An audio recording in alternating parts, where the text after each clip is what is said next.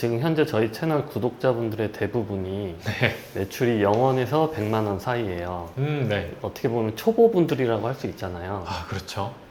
이분들이 어느 도매 사이트를 하면 좋은지 추천해 주실 수 있을까요?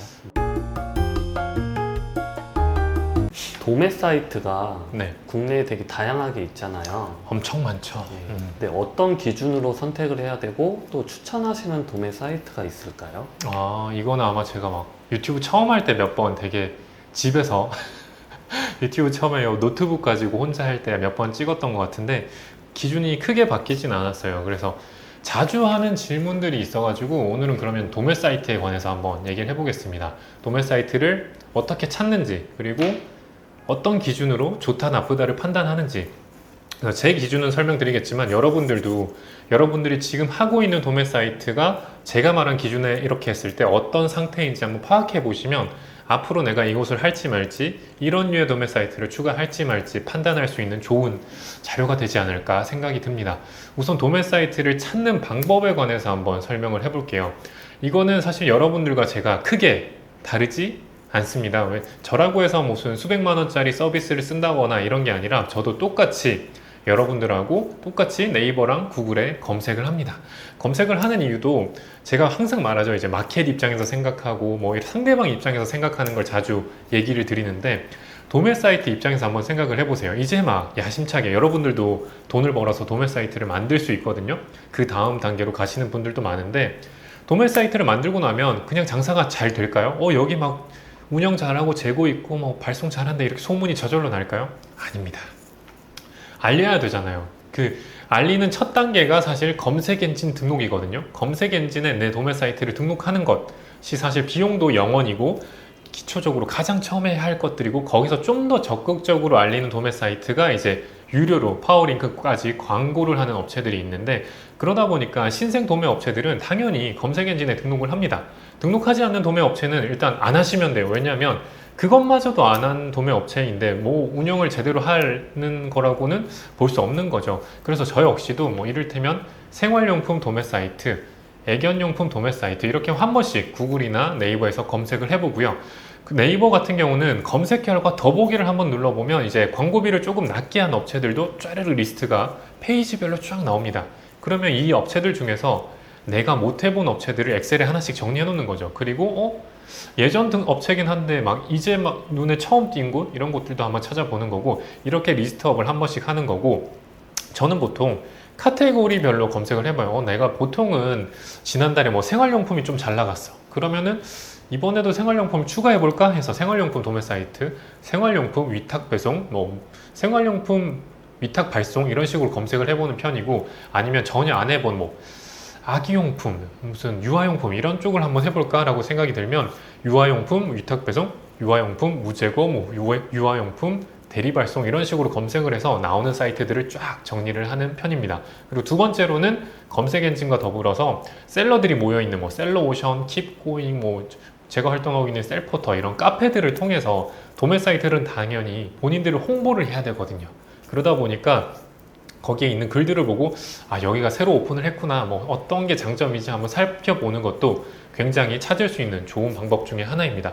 이렇게 저는 크게 검색 엔진이랑 그 다음에 카페를 참고해 가지고 새로운 도매 사이트들을 발굴하고 있고, 그냥 이렇게 발굴한 업체들을 다 하는 건 아닙니다. 참 이렇게 그럼 리스트만 해도 사실 한 달에 한 번만 해도 사실 도매 사이트가 엄청나게 수도 없어요. 그리고 요즘은 아시겠지만 뭐 도매 리스트라고 해가지고 이런 식으로 도매 차트 이런 사이트도 있죠. 도매 사이트들을 다 모아서 보여주는 사이트도 있단 말이에요. 그렇게 가보면 사실 도매 사이트는 한국에 저도 모르겠지만 수만 곳이 있을 것입니다. 이 수많은 도매 사이트 중에서 내가 할지 말지를 이제 결정하는 것에 대해 한번 얘기를 해드릴 텐데, 다양한 요소가 있는데 제가 우선 도매 사이트들을 딱 들어가자마자 첫 번째로 하는 거는 사이트를 하단으로 쭉 내려요. 스크롤을 가장 바닥으로 내리면 사업장 정보가 보입니다. 거기 보시면은 사업자 번호랑 사업장 주소, 그리고 뭐 다양한 개인정보, 뭐 책임자 이런 정보들이 나와 있는데, 제일 먼저 볼 거는 사업장 주소입니다. 이 사업장 주소를 왜 보느냐? 예를 들어 볼게요. 도매 사이트를 발견했어. 되게 신박해. 스카이 도매래요. 스카이 도매라고 해서 들어갔더니 여기가 지금 마포구거든요. 사업장 주소가 서울시 마포구 스카이 아파트 101동 504호예요. 자, 이런 경우에 여러분 같으면 한번 거래를 해보고 싶으십니까? 저라면 사실 절대 안 하거든요.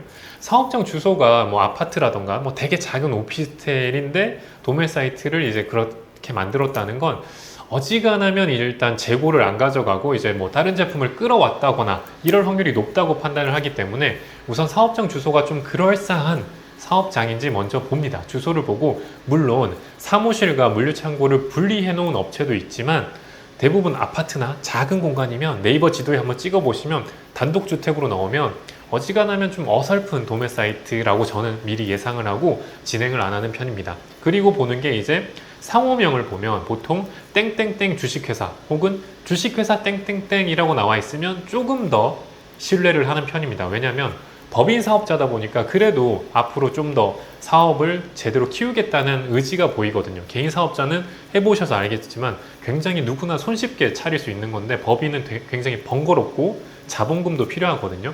그래서 법인일 경우에 조금 더 공신력이 있다라고 생각이 되고, 하단 정보에서 이제 끝이 아니라 하나를 꼭 한번 더 조회를 해보셔야 돼요. 사업자 등록번호 우측에 보시면 대부분 사업자 정보 조회 버튼이 보일 겁니다. 그걸 한번 눌러보시면 공정거래위원회 사이트로 연결이 돼요. 거기에서 사업자 등록번호를 한번 조회해 보시면 그 사업자의 통신판매업 신고 번호가 보이거든요. 거기 보시면 연도가 나와요. 이 업체가 통신판매업을 몇 년도에 했는지 파악이 됩니다. 그러면 이 업체가 어제 차린 회사인지 뭐 몇 년 전에 차린 회사인지 파악이 되겠죠. 그러면 얼추 바로 이제 막 신생 새로 생긴 도매 사이트면 약간 저는 불신을 갖고 있는 거죠. 도매 사이트를 제가 뭐 수천 곳 해본 건 아니지만 10년 넘게 한 100여 곳 넘게는 했을 거예요. 그러면서 사라진 업체들도 많거든요. 내가 열심히 죽어라 이제 노가다를 해서 상품 데이터를 확보했는데 어느 날 갑자기 사라지기도 하고 공지사항으로 알려주기도 합니다. 죄송하지만 저희가 뭐 경기 불황으로 다음 달 말일까지만 운영을 합니다. 이런 공지사항이 정말 저는 그런 거 맞을 때마다 약간 현타가 오거든요. 이게 뼈 빠지게 이제 DB를 확보했는데 갑자기 닫는다니, 그러면서 이제 남은 적립금도 돌려받고 이런 절차들도 번거롭고 심지어 적립금을 떼어 먹을 때도 있어요. 그러다 보니까 그걸 참고해가지고 그래도 업력이 조금 1, 2년 좀 지난 업체를 하는 걸 저는 처음엔 추천드리고, 나중에 물론 장점은 있겠죠. 이제 막 차린 업체니까 남들이 좀 셀러가 적다 보니까 뭐 내가 파는 셀러가 적겠거니 하는 장점이 있겠지만 저는 그 불안전성을 좀 싫어해서 몇 년은 업력이 된 업체를 좀 좋아하는 편입니다. 이런 식으로 파악을 해보고 하단 정보를 통해서 최대한 정보들을 파악한 후에 저는 이제 두 번째로 보는 게 사이트의 인터페이스를 살펴봅니다. 인터페이스를 보면 보통 이런 게 있어요. 공급사, 판매사 이런 것들이 들어가는 도매 사이트가 있습니다. 이런 것들은 제가 처음에 했던 곳인데 소위 말해 중개형 도매 사이트라고 합니다. 도매 사이트도 굉장히 종류가 많은데 뭐 직접 재고를 사입해서 운영하는 전통적인 도매 사이트가 있다고 하면 대표적으로 뭐 도매국, 오너클랜과 같은 중개형 도매 사이트가 있습니다. 말 그대로 판매사와 공급사를 중간에 끼워서 중개만 해주는 거예요. 대신에 이 중개형 사이트면 수수료를 받겠죠. 공급사가 공급한 가격에 보통 한 10% 정도 붙여서 가격을 매기고, 도매국 같은 경우는 판매가에 보통 한 7% 정도 수수료를 떼고 입금을 해주는 식으로 해서 공급사와 판매사를 이어주는 중개형 도매 사이트인데, 그러면 중개형 도매 사이트는 수수료를 다 떼가니까 무조건 하면 안 되냐? 그건 아닙니다. 왜냐하면 시스템이 좋아요. 그런 단점도 있지만 확실한 장점은 셀러들이 팔기 쉽도록 그들이 원하는 대로 상품 대장이라던가 품절 변동 관리를 한 곳에서 손쉽게 할 수 있다는 장점이 있어요. 그래서 본인이 취향대로 제가 예를 들면 저 같은 경우는 이제 중개형을 하다가 이제 재고 관리가 되는 곳으로 옮겨 탄 경우지만 도매 사이트가 여러 곳인 경우에는 업무가 많이 늘어나요. 저 같은 경우 제가 하는 도매 사이트가 지금 수십 곳인데 하루 한 번씩 변동사항들을 보고 공지사항을 보러 들어가긴 해야 되거든요. 근데 중개형일 경우에는 그것만 한다면 도매 사이트에 그냥 공지사항 하나만 보면 되고 품절이랑 변동을 한 곳에서 다 해결할 수 있다는 장점이 있어서 가격이 비쌈에도 불구하고 아직까지도 중개형으로도 잘하는 셀러를 많이 봤기 때문에 뭐가 좋다 나쁘다를 말하기는 좀 애매한 것 같고, 정확하게 이 도매 사이트가 어떤 건지는 본인이 알고 판단을 내리셔야 된다고 생각을 합니다. 그리고 중개형과 직접 재고 보유를 파악했다면 그 다음 보는 게 이제 온 오프라인을 동시에 하느냐 따로 하느냐를 살펴봅니다.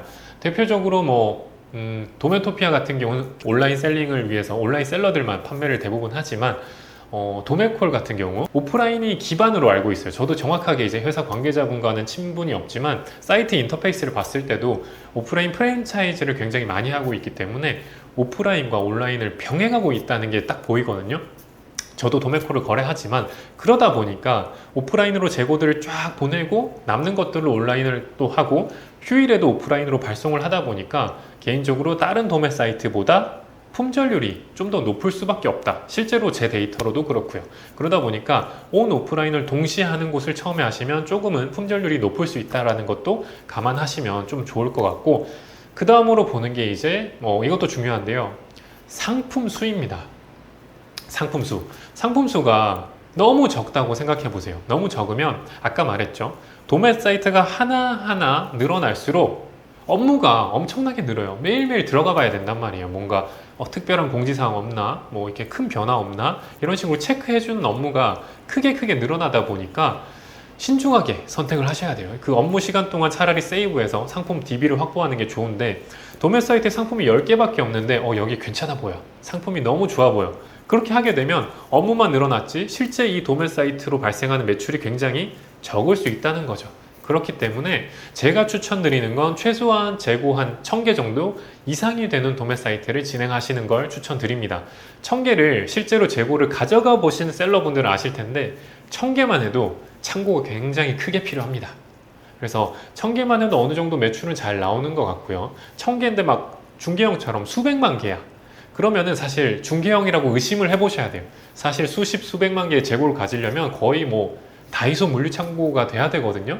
그만한 사이즈의 도매 사이트인데 주소가 무슨 아파트다? 이건 사실 이게 긁어다 온 거거든요. 그러다 보니까 도매 사이트를 이렇게 판단할 때는 중개형인지 뭐 자체적으로 가져가는지도 생각해보고, 또 하나 이제 잔머리를 쓰는 곳인지, 아까 말한 중개형 이런 걸 떠나서 소위 말해서 긁어다가 모아놓는 도매 사이트도 있어요. 예전에 많이 좀 유행했던 건데 약간 빠져서 얘기 드리면, 도메토피아라는 이제 도매 사이트가 원체 이제 재고를 가지고 있고 오래되다 보니까 거기 있는 제품들을 쫙 모아가지고 도매국의 공급사, 오너클랜의 공급사로 이제 등록한 셀러들이 많이 생겼었어요. 그러다 보니까 도메토피아 제품이 저기도 올라가고 여기도 올라가고, 물론 그들은 또 돈이 되니까 그렇게 했겠지만 지금은 이제 그런 제재들이 많은데, 도매 사이트를 차리고 나서 상품 수가 부족할 때는 그런 잔머리를 쓰는 도매 사이트도 있으니까 그런 것까지도 체크를 해주시면 굉장히 좋을 것 같고, 이제 거의 다 체크가 됐습니다. 하단 주소, 공급사 뭐 판매사 있는지를 통해서 중개형인지 아닌지, 그리고 상품 수를 통해서도 중개형인지 아닌지 딱 보시면 되고, 마지막으로는 이제 발송률이겠죠. 그날 주문 넣은 걸 그날 최대한 발송해 주는지, 품절률이 얼마나 높은지 낮은지를 이제 판단을 해야 되는데, 보통 재고를 가지고 있는 도매 사이트들은 메인 페이지에 그럴싸하게 홍보를 해요. 뭐 당일 몇 시까지는 뭐 100% 출고, 뭐 당일 발송 몇 시까지 다 해드립니다. 이런 식으로 홍보를 해놓기 때문에 그것만 봐도 어느 정도 재고를 가지고 있다 아니다가 유추가 돼요. 그걸로 일단 유출해보고, 저 같은 경우 확정 짓고 나서 회원가입을 하고 실제로 제가 필요한 거 있으면 주문을 해봅니다. 그러면 이제 발송처를 볼 수 있고, 택배 송장을 통해서 발송이 하루 만에 되는지 몇 개 사보면 거의 확정적이거든요. 이렇게 저는 사실은 뭐 간단하게 보자마자 뭐 1분 만에 도매 사이트를 딱 정하는 게 아니라 요 단계들을 좀 거친 다음에 괜찮은 곳을 체크해서 실제 가입하고 주문까지 해보고 나서, 야, 우리 이 도매 사이트 이제 하자 라고 결정이 되면 야심차게 준비해서 한두 달간, 거의 한두 달 작업을 해야 도매 사이트 하나가 끝나니까, 그렇게 해서 이제 작업이 끝나면 쫙 등록을 하고 매출이 쫙 나는 그런 걸 이제 그런 거에서 기쁨을 느끼면서 셀링을 하고 있거든요. 그래서 저 같은 경우는 오늘 얘기한 대로 도매 사이트를 파악하고 찾고 판단하고 결정하니까, 여러분들이 지금 하시는 도매 사이트가 제가 오늘 말한 많은 요소들이 있었죠. 그 요소들에 봤을 때 어떤 도매 사이트인지 한번 파악해 보시고 앞으로 나는 어떤 곳을 하는 게 좋은지 한번 생각해 보시면 좋을 것 같습니다. 지금 현재 저희 채널 구독자분들의 대부분이 매출이 0원에서 100만 원 사이예요. 네. 어떻게 보면 초보분들이라고 할 수 있잖아요. 아, 그렇죠. 이분들이 어느 도매 사이트를 하면 좋은지 추천해 주실 수 있을까요? 그렇죠. 앞서 말한 것들은 어떻게 보면 이제 어느 정도 이 사업을 본격적으로 하시려는 분들이 물어봐서 조금 쫙 설명을 드렸던 것 같고, 진짜 생초보 분들이시라면 솔직히 중개형이 저는 나쁘지 않다고 봐요. 중개형이라고 하면 아까 뭐 대표적으로 도매국, 뭐 도매매, 오너클랜 뭐 이런 곳들이겠죠. 이런 곳들이 나쁘지 않다는 게 초보분들이 조금 셀링을 시작할 수 있게끔 형식들이 딱딱 손쉽게 되어 있기 때문에 정말 생초보라면 중개형 도매 사이트 해보는 건 나쁘지 않다. 좋다고 추천, 차라리 그거 먼저 해보시고 매출이 나면서 저처럼 욕심이 나면 이제 자체 재고를 가져가는 곳이 조금 더 입점형이 아닌 곳이 수수료가 좀 더 세이브 될 거잖아요. 오너클랜에서 10% 가져가니까 그런 것들을 하나씩 추가 나중에 변화시키면 좋지 않을까라는 생각이 들고. 근데 중개형은 단점이 있지 않아요? 일단 수수료가 붙어서 가격이 뭐 10% 더 비싸진다고 말씀하셨고 네. 또 하나가 업체를 한번 건너가지고 하기 때문에 품절이 바로바로 반영이 안 돼가지고 그런 문제가 있을 것 같아요. 그러면 사실 좀 짜증나요. 예를 들어 오너클랜 거 저도 오너클랜 먼저 했었으니까 제품 문의를 하면 어떻게 되냐면 오너클랜에 제가 셀러가 문의를 하고 오너클랜에서 그 공급사에 또 문의를 하고 답변이 오면 다시 오너클랜에서 답변을 준단 말이죠. 이게 당연히 바로 가는 것보다 마치 유통의 단계처럼 바로 가는 것보다 한 단계가 추가되니까 딜레이가 되거든요. 그러면 나는 빨리 답변해주고 싶은데 소비자는 가끔 항의도 하고 정확하게 셀링 잘하겠는데? 주워들은 게 많아요. 그러면서 이제 하나씩 저처럼 바뀔 수도 있고 계속 할 수도 있는 것 같고 이제 초보분들에게 이제 중개형도 추천드렸지만 처음부터 그럼 나 민군처럼 재고 좀 있고 발송 잘 되는 곳 할래라고 해가지고 저처럼 바로 찾아서 하시는 분들도 있을 텐데 그때 조금 팁을 정말 꿀팁을 하나 드리자면 스마트폰 액세서리나 솔직히 이제 그분들이 보면 화낼 수도 있겠지만 스마트폰 액세서리 도매랑 패션 자파는 잘 나가고 패션 쪽, 의류 쪽 도매 사이트는 먼저 안 하시는 걸 사실 추천드려요.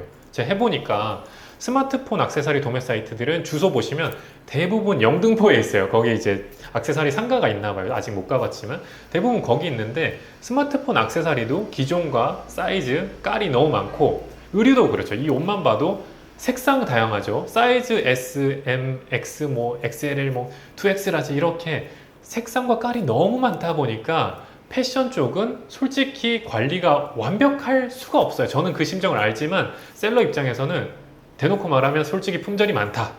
그러니까 정말 초기 때는 스마트폰 액세서리나 패션 쪽은 지양하시는 것을 추천드립니다. 기왕이면 잘 되는 곳에서 좀 팔아보고 재미를 느껴야 되니까 주문 열심히 가공해서 올려서 주문 들어왔는데 품절이면 정말 기분이 초기 때는 안 좋으니까 요 두 곳만 피하시면 나머지 곳들은 잘만 찾으시면 발송 잘하는 곳 많다고 생각이 듭니다.